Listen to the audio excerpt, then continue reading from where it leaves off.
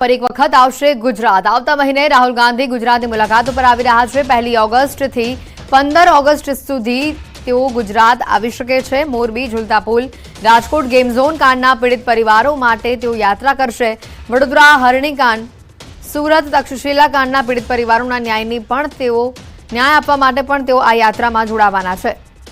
રાહુલ ગાંધી ફરી વખત ગુજરાત આવી રહ્યા છે। 1 ऑगस्ट થી 15 ऑगस्ट સુધી તેઓ ગુજરાત આવી શકે છે। ઉના તરફ જતા ફોરટ્રેક હાઈવેનું છેલ્લા 10 વર્ષથી કામ ચાલી રહ્યું છે, પરંતુ 10 વર્ષ થવા છતાં હજી પણ આ નેશનલ હાઈવે ફોરટ્રેક તૈયાર થયો નથી। હાઈવેમાં અનેક જગ્યા ડાયવર્ઝન આપવામાં આવેલા છે। બીજી તરફ કોડીનાર નજીકના ડોળાસા ગામમાં અંદાજે 2 કિલોમીટરના રોડમાં સિઝનનો પહેલો વરસાદ થતાં જ મસમોટા ખાડાઓ પડી ગયા છે, અને જેના કારણે લોકો ત્રાહિમામ પુકારી ઉઠ્યા છે। રોડ એટલો બિસ્માર છે કે મોટી ગાડીઓ પણ ખાડામાં ફસાઈ જાય છે, અને જેના કારણે સ્થાનિક મુસાફરો અને રાહદારીઓની મુશ્કેલી વધે છે। ડોળાસા ગામની અંદરના 2 કિલોમીટરના રોડ પર ખાડા છે કે ખાડામાં રોડ તે સમજવું પણ મુશ્કેલી ભર્યું છે। સ્થાનિકોને રાહદારીઓની માંગ છે કે આ રોડને રિપેર કરી અને સિમેન્ટ રોડ બનાવવામાં આવે, જેથી લોકોની સમસ્યા હલ થઈ શકે। જો તો ખરા આ રોડ આમાં માણસોને નીકળવું કઈ રીતે? આ ગોઠને ખાડા, આ વાહન વાળા આવે તો ડોહા ડગરને મારી નાખે પાણીમાં પસાડી દે। કાયમી એક બે ને અમારે અહીં ઉભા કરવા પડી ગયું છે। આ થાય હાઈવે કે શું કરવું કે અમારો રોડ બંધ કરવો? વજનદાર વાહનો અવારનવાર ચાલુ જ રહે છે, જેને હિસાબે આ ડામર રોડ ટકતો નથી। અત્યારે 1 ફૂટથી વધુના ખાડા પડી ગયા છે ને આ રોડની 2 કિલોમીટરની સ્થિતિ આ હાલત છે। અત્યારે પરિસ્થિતિ એકદમ ખરાબ છે। ગોઠણ સુધીના ખાડા પડી ગયા છે। વાહન હલાવવા એ પણ અઘરી વસ્તુ છે। એને હિસાબે ટ્રાફિક પણ થઈ જાય છે, અને પાણી પાકા રોડ ઉપર ભરાય છે। એને હિસાબે ગંદકી પણ વધારે છે। તો શક્ય હોય ત્યાં સુધી નેશનલ હાઈવેને અમારી રજૂઆત એવી છે કે વહેલાસર નવો રોડ બનાવી દે અને આ સમસ્યાનું નિરાકરણ લાવે। મોરબી દુર્ઘટના બાદ હાઈકોર્ટે આદેશ કર્યો હતો કે પાલિકાના હદમાં આવતા બ્રિજનું વર્ષમાં 2 વાર ઇન્સ્પેક્શન કરવાનું રહેશે અને રિપોર્ટ આપવાનો રહેશે। ત્યારે અમદાવાદ શહેરમાં પૂર્વ વિસ્તારમાં આવેલા ફ્લાયઓવર બ્રિજ અને અંડરપાસનું રિપેરિંગનો રિપોર્ટ સામે આવ્યો છે। પૂર્વ વિસ્તારના 37 બ્રિજનું સમારકામ કરવાનો રિપોર્ટ આપ્યો છે। 37 બ્રિજમાં parapet wall, kerbs, railing, beam column અને સ્લેબ બોટમમાં સ્પેલિંગ જેવી માઇનોર ક્ષતિઓ જોવા મળી રહી છે। જરૂરિયાત મુજબ રિપેરિંગ તેમજ રિનોવેશનની કામગીરી થશે। અમદાવાદ શહેરમાં કુલ 88 બ્રિજ આવેલા છે। પંકજ એમ પટેલ કન્સલ્ટન્ટ પ્રાઇવેટ લિમિટેડ તથા Jio design and research private limited consulting એજન્સીએ કુલ 69 બ્રિજનું ઇન્સ્પેક્શન કર્યું હતું।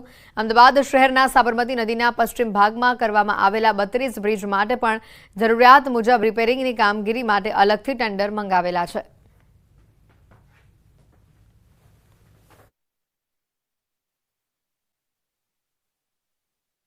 આમાં 69 બ્રિજનું ઇન્સ્પેક્શન પટેલ બ્રધર્સ અને જીઓ કન્સલ્ટિંગ બે નિમણૂક આરએનબીની ગાઈડલાઇન પ્રમાણે એ બે ઇન્સ્પેક્શન કરેલું। એનો રિપોર્ટ આવ્યો। એમાં નદીની પૂર્વ બાજુ 37 બ્રિજ અને પશ્ચિમ બાજુ 32 બ્રિજ। એમાં નદીની 37 બાજુનું ટેન્ડર પડી ગયું, ટેન્ડર મંજૂર બી થઈ ગયું અને એનું સ્પેસિફિકેશન બી રિપેરિંગના આવી ગયા છે। અમદાવાદના પૂર્વ વિસ્તારના 37 બ્રિજ એવા છે કે જે બ્રિજ છે રિપેરિંગ કામ છે તે માંગી રહ્યું છે। આ એક અહેવાલ છે તે બહાર આવ્યો છે મહાનગરપાલિકાના રોડ એન્ડ બિલ્ડિંગ વિભાગની અંદર। જે રીતે મોરબીમાં દુર્ઘટના થઈ ત્યારબાદ ગુજરાત હાઈકોર્ટે આદેશ આપ્યો હતો કે મહાનગરપાલિકાના અંડર આવતા જેટલા પણ ઓવરબ્રિજો હોય કે પછી અંડરપાસ હોય એ તમામનું જે છે ચેકિંગ કરવાનું રહેશે। તેને લઈને જ અંતર્ગત જ ચેકિંગ હાથ ધરાયું છે ને તેની અંદર અમદાવાદ શહેરના પૂર્વ વિસ્તારના 37 બ્રિજ એવા છે કે જે બ્રિજ ક્યાંક ને ક્યાંક સમયે ક્યાંક ને ક્યાંક તેને સમારકામની જરૂર છે, તેના મેન્ટેનન્સની જરૂર છે। તે આ અહેવાલ છે, રિપોર્ટ છે તે પ્રસારિત થયો છે। ચોક્કસ માની શકાય કે અમદાવાદના પૂર્વ વિસ્તારના 37 બ્રિજ એવા છે કે હજુ પણ તે રિપેરિંગ કામ છે તે માંગી રહ્યું છે। કેમેરામેન સૈનિક મહેતા સાથે પ્રણવ પટેલ, ન્યૂઝ 18 અમદાવાદ। ચોમાસાનો વરસાદી માહોલ ચાલી રહ્યો છે, જેને લઈને ભાવનગર શહેરમાં ઝાડા ઉલટીના કેસીસમાં પણ વધારો જોવા મળી રહ્યો છે। શહેરમાં 2 મહિનામાં ઝાડા ઉલટીના 1500 દર્દીઓનો વધારો થયો છે, જ્યારે 3 મહિનામાં તાવના 1700 દર્દીઓ નોંધાયા છે। શરદી ઉધરસના પણ કેસીસ નોંધાઈ રહ્યા છે। ભાવનગર શહેરની સરટી હોસ્પિટલમાં છેલ્લા 3 મહિનામાં જ ઝાડા ઉલટીના 345 કેસ નોંધાતા ભારે ફફડાટ ફેલાયો છે। સ્થાનિક ડોક્ટરોના જણાવ્યા અનુસાર અનુસાર ચોમાસાની ઋતુમાં લોકો યોગ્ય ખોરાક અને પાણીમાં ધ્યાન રાખવું જોઈએ. અશુદ્ધ પાણી પીવાથી અને ખોરાક આરોગવાથી કોલેરા થઈ પણ શકે છે.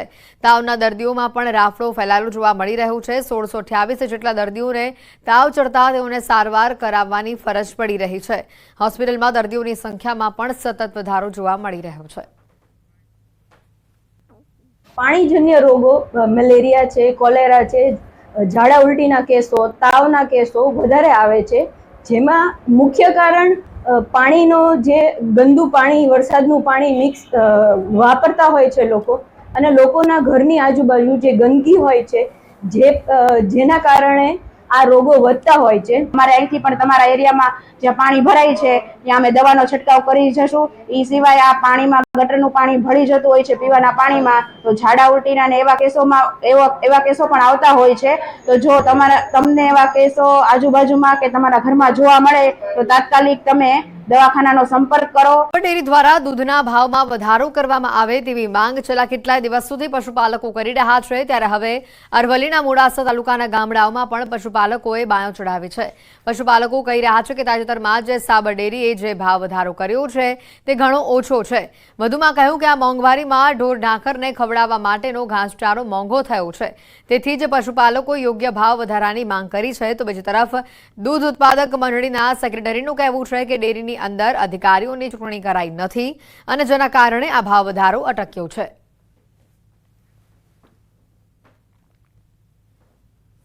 હાલ સાબર ડેરીએ જે ભાવ વધારો આપ્યો છે એ ભાવ વધારો ખેડૂતોની અને પશુપાલકોની મશ્કરી કરી હોય ત્યારે અત્યારે જે સત્તામાં બેઠેલા માણસો છે, જે સત્તામાં બેઠેલા ડિરેક્ટરો છે, એ તમામ લોકો આ ખેડૂતોનું અને પશુપાલકોનું ખૂબ જ શોષણ કરી રહ્યા છે. કલેક્ટરે જે ચૂંટણી થયા પછી વાઇસ ચેરમેન, ચેરમેનની ચૂંટણી 15 દિવસમાં કરવી જોઈએ, એ સાબરકાંઠા કલેક્ટરે કરી નથી. એના માટે આ ભાવફેર અટક્યો છે. તો રાજ્ય સરકારે આ બાબતે ગંભીર નોંધ લઈ અને પશુપાલકોને સમયસર આનાથી જે ભાવફેરની રકમ ચૂકવી છે એનાથી વધારે ચૂકવવી જોઈએ. વરસાદી માહોલની વચ્ચે ભાગડાવડા વિસ્તારમાં એક મહાકાય વૃક્ષ ધરાશાય થયું. ભાગડાવડા વિસ્તારમાં વરસાદની સાથે પવન ફૂંકાતા વર્ષો જૂનું મહાકાય વૃક્ષ મૂળથી ઉખડી ધરાશાય થયું. આ વૃક્ષ રસ્તાની બાજુમાં જ આવેલા ઘર ઉપર પડ્યું હતું. ઘરના છતના પતરા પણ તૂટી ગયા. જોકે સદનસીબે આ ઘટનામાં કોઈને ઈજા કે જાનહાનિના સમાચાર નથી. ભાગવડા વિસ્તારમાં મહાકાય વૃક્ષ ધરાશાયી થયાના આ દ્રશ્યો સામે આવે છે. જોઈ શકાય છે કેટલી મોટી સંખ્યામાં આ વૃક્ષની ડાળીઓ આ મકાન ઉપર પડી છે અને જેના કારણે મકાનને નુકસાન થયું છે. પરંતુ રાહતની વાત એ છે કે આ ઘટનામાં કોઈ જાનહાનિના સમાચાર નથી. જિલ્લાઓમાં મેઘમહેર જોવા મળી રહી છે, પરંતુ પાટણ જિલ્લામાં હજી પણ મેઘરાજા મન મૂકીને વરસ્યા નથી. પાટણ જિલ્લાના કેટલાક તાલુકામાં કાગડોળે મેઘરાજાની રાહ જોવામાં આવી રહી છે. ખેડૂતોનું કહેવું છે કે અત્યાર સુધી 15 થી 17% વરસાદ નોંધાયો છે.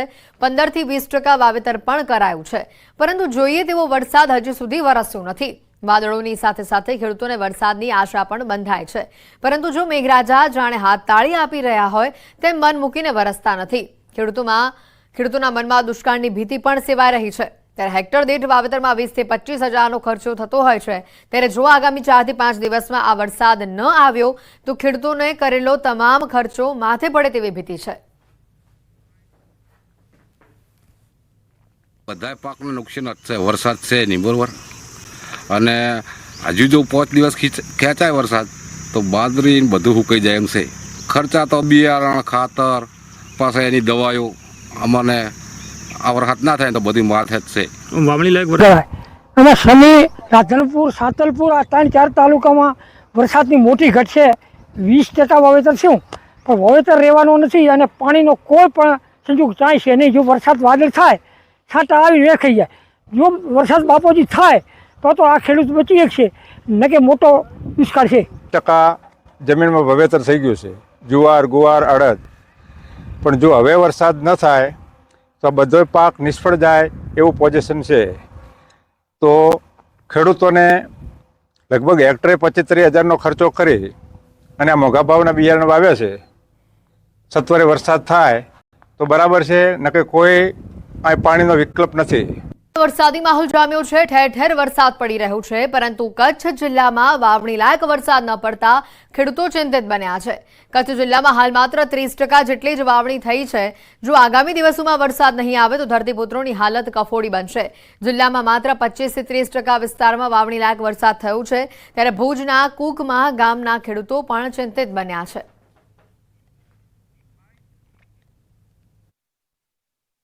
અત્યારે કચ્છમાં વરસાદ ખરેખર જો વાવણી લાયક વરસાદ બિલકુલ જેને કહેવાય નથી પડ્યો। ખરેખર સચરાચર વરસાદ કહેવાય, જેને કે ચારે દિશામાં એક સરખો જ્યારે વરસાદ પડતો હોય અને જ્યારે વાવણી લાયક જે વરસાદ આપણે કહી શકીએ અત્યારે નથી પડ્યો। માઠાળ વિસ્તાર જે છે કચ્છનો, એમાં વરસાદ કદાચ પૂરતો થઈ ગયો છે, પણ સેન્ટર એરિયા ભુજ તાલુકો, અંજાર તાલુકો કે વચનો ગાળો જે છે જગ્યા, એનામાં વરસાદ થયો છે ઓછો ને। રાજકોટના ધોરાજી તાલુકાના છત્રાસા ગામે વરસાદથી હાલત લોકોની કફોડી બની છે। છત્રાસા ગામે પહેલા 7 થી 8 ઇંચ વરસાદમાં ખેડૂતોનું વાવેતર સદંતર ધોવાઈ ગયું। કપાસ, એરંડા, મગફળી જેવા પાકો ધોવાઈ જતા ખેડૂતોની સ્થિતિ કફોડી બની। અંદાજે 600 થી 700 વીઘા જમીનનું ધોવાણ થતા ખેડૂતોને લાખો રૂપિયાનું નુકસાન વેઠવવાનો વારો આવ્યો છે। તો સાથે જ ગામના રસ્તાનું ધોવાણ થતા વાહન ચાલકોને ભારે હાલાકી ભોગવવી પડી છે। ખાસ કરીને ગામમાં સ્મશાન સુધી પહોંચવાનો રસ્તો સંપૂર્ણપણે ધોવાઈ જતા ગામ લોકો મુશ્કેલીમાં મુકાયા છે। છત્રાસા ગામનો કોઝવે ધોવાઈ જતા ગામ લોકો જોખમે મુસાફરી કરવા મજબૂર બન્યા છે, અને જેને લઈને ગામ લોકોની માંગ છે કે તંત્ર દ્વારા વહેલી તકે રસ્તાઓનું સમારકામ કરવામાં આવે, સાથે જ ખેતીમાં થયેલી નુકસાનીનો સર્વે કરી વળતર ચૂકવવામાં આવે। ત્યારે તંત્ર ગામ લોકોની મુશ્કેલીનો ક્યારે અંત લઈ આવે છે તે જોવાનું રહેશે।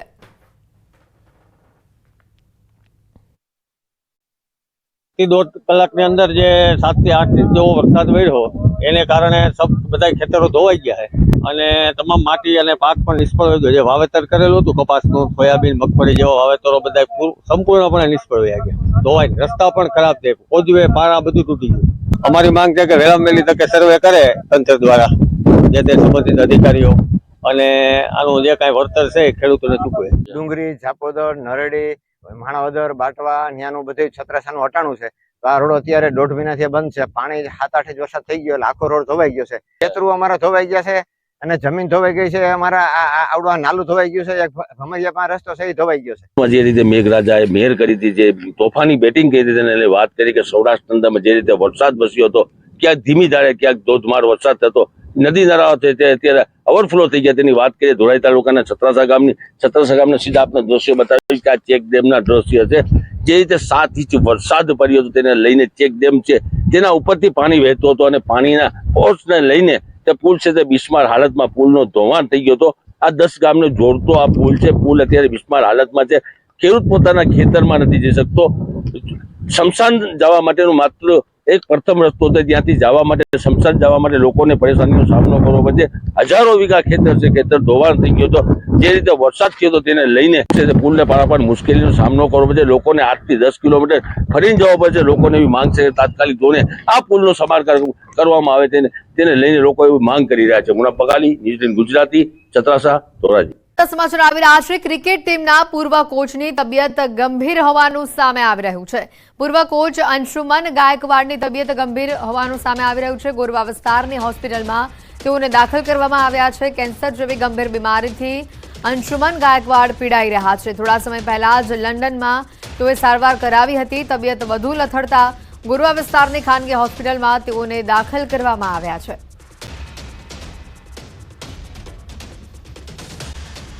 દેશમાં ગુજરાતી યુવકને બંધક બનાવાયોનો દાવો કરવામાં આવી રહ્યો છે। રાજકોટના યુવકના પરિવારજનોએ આ દાવો કર્યો છે। દક્ષિણ આફ્રિકાના કિન્સાસામાં યુવકને મહિનાથી બંધક બનાવવામાં આવ્યો છે। પરિવારજનોએ આક્ષેપ લગાવ્યો છે। પરિવાર પાસે 22 લાખની માંગણી કરાઈ હોવાનો પણ દાવો કરવામાં આવ્યો છે। રાજકોટના વાવડી વિસ્તારમાં રહેતા જય દિનેશભાઈ કારિયા નામનો યુવક દક્ષિણ આફ્રિકામાં બંધક બનાવ્યો હોવાનો વિડીયો પણ સામે આવ્યો છે। આ મહત્વના સમાચાર આવી રહ્યા છે। રાજકોટના યુવકના પરિવારજનોનો આ મોટો આક્ષેપ સામે આવ્યો છે। મહિનાથી યુવકને બંધક બનાવ્યાનો પરિવારજનો દ્વારા આક્ષેપ કરવામાં આવ્યો છે। સાથે 22 લાખની માંગણી કરવામાં આવી હોવાનો પણ પરિવારજનો આરોપ લગાવી રહ્યા છે। ઘટનાનો આ વિડીયો પણ સામે આવ્યો છે। બંધક બનાવ્યાનો આ વિડીયો સામે આવ્યો છે।